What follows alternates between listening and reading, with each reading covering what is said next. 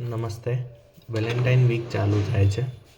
હું એક short story છે કે મારી બર્થડે હતી કુંતલના મેરેજ પહેલાં. ત્યારે મને ધ્વનિનો ફોન આવ્યો હતો અને એણે એવું કીધેલું કે તું જે ઈચ્છે ને દુનિયામાં એ તને મળે. એ છેલ્લી કન્વર્ઝેશન હતી અમારી. એના પછી એકવાર કદાચ 1 કે 2 વાર ફોન પર થઈ હોય, પણ એ બીજા કામથી થઈ હતી. બટ એ વખતે એણે કીધેલું એ અત્યારે સાચું પડ્યું છે. એટલે પ્રેમની એ તાકાત હોય છે અને પ્રેમ અહીંયાથી શરૂ થાય છે અને અષ્ટાંગ યોગ પણ અહીંયાથી જ શરૂ થાય છે. યમ નિયમ.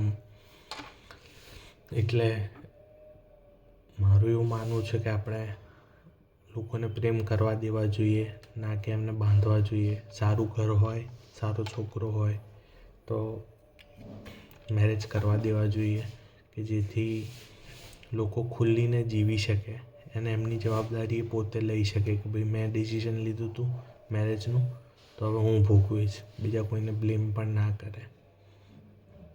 એને પ્રેમ લગ્ન થવા જોઈએ. સારું ઘર અને સારું પાત્ર હોય તો લગ્ન કરવા દેવા જોઈએ, મારું એવું માનવું છે.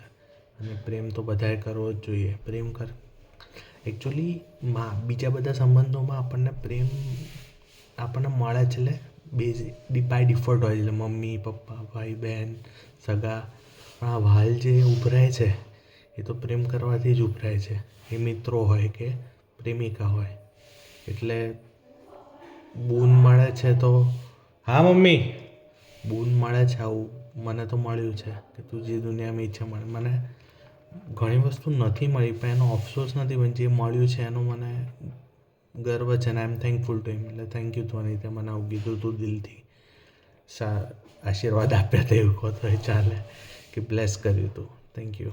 એટલે પ્લીઝ બધાને પ્રેમ કરવા દેજો. નમસ્તે.